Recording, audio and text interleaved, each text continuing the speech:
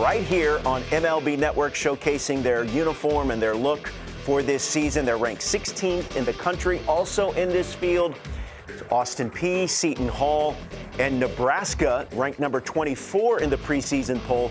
They will be taking on Vanderbilt the following day. And once again, that Play Ball Desert Invitational right here on MLB Network. We're pleased to be welcomed by Tim Corbin, who has been the man at Vanderbilt since 2003. He's a national championship winner, and he joins us now. Coach, we appreciate the time. What do you use this tournament because obviously major league teams have spring training games. You don't have the benefit of that. So how do you view these particular games and early season tournaments?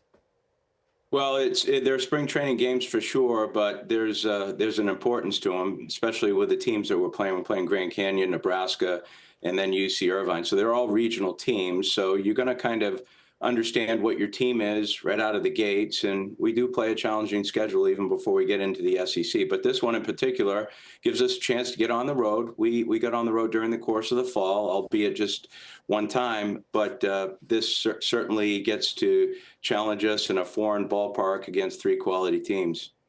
Hey, Coach, good to see you again. Been knowing you a number of years, and that jersey combo is sharp. And I got to admit, this is probably a family affair. This had to be the wife picking those jerseys. Those things are sharp, man. Those are sharp. Our oldest daughter is a stylist. She does that for a living. So anything that I wear or we wear probably is helped by her. Yeah, that's a great look. It's a good look. That's a great look. That, the white uniform, the combo, it's beautiful. I love it. I love it. So, hey, shout out to her. So let's talk a little bit about Vandy, man. So, it seems like for so many years we've been talking about your program and how you built this thing, how great it is, and you're a big reason why we have this tournament, to have a signature team in there for you. So what's that like to be kind of the flag bearer of college baseball? Well, I think more than anything, just to be consistent. I think when we first had the program in 2002, which is, 23 years ago, we probably were having a difficult time. I'm not saying probably. We were having a difficult time getting yeses for kids to want to come here. But I think the first big name that we got, David Price, kind of helped us in a lot of different ways. And from there, it was guys like Mikey Minor and Sonny Gray and Pedro Alvarez and Ryan Flaherty and so on. And then we just established ourselves, finally got to Omaha in 2011. But we've just been a consistent program for a long period of time. And I think consistency is tough to come by. It's certainly something that has developed into a culture over time. But creating the environment on a yearly basis is the most important thing. And it takes a lot of energy and takes a lot of persistence. Tim, you made some changes to your coaching staff this past summer. You believed, or you had hoped, that it would create a new mentality within the program. Have you continued to see that throughout this preseason? And what are your expectations and how you expect that the new members of the coaching staff to raise your program to even bigger heights? Well, we'll see, right? I mean, you always hope that that's the case, but, coaching changes are very difficult from a humanistic standpoint because those are people that you've spent a lot of time with. And one of them was a former player who I love and really appreciate. But when you make those types of changes, you make them in hopes that they're going to benefit the kids and benefit the program. That's why you do it. But so far, so good. Jason King is one of those. He came from Dayton University, but I've known Jason for almost 25 plus years. And I knew him up in the Cape Cod League when he started coaching there. And then Ty Blankmeyer, who Ty was in the professional game for a while before going to Wake Forest and Duke. He's the son of Eddie Blankmeyer, the Hall of Fame coach at St. John's. So I've known Ty since he's 12 years old. So I think having prior relationships with those kids and knowing what they can do and now here as coaches is very beneficial to our program. So, Coach, I want to talk to you about the ever-changing one relationship base where recruiting comes into play as well, and also the eye test and data and seeing kids play. And I'm leading to the transfer portal. So I'm curious your thoughts on the transfer portal. I can see some benefits and I can see some negatives. Where are we at in college baseball, and what are your takes on the portal?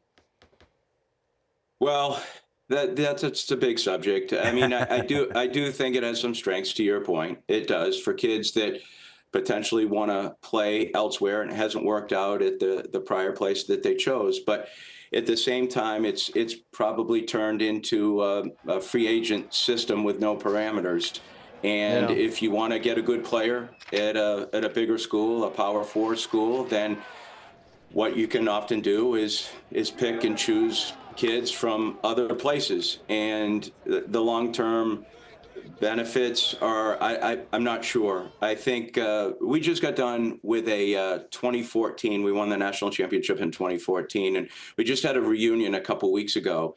And 29 of those kids showed back up on campus, and that's after 10 years. And I just wonder, for college athletics in general, how often that's going to happen now, because you've got 1 and 2 year relationships. And I remember talking to Coach Krzyzewski at the end of his career at Duke, and we talked about this, and he said, my relationships with Grant Hill and Christian Leitner were different. He goes, my relationships now with kids that are here for 1 year, he goes, I don't even get to know them.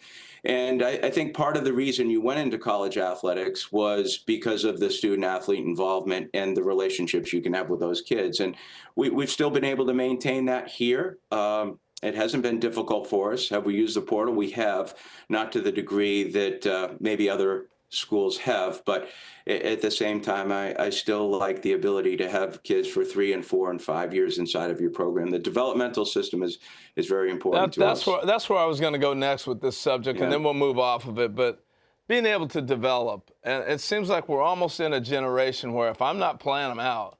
Instead of looking at the bigger picture of the reason I went there, great coaching. I know Tim Corbin's going to direct me where I need to get to my ultimate goal. But that takes time and patience. So I'm wondering, how are we affected and affecting the development of these young players?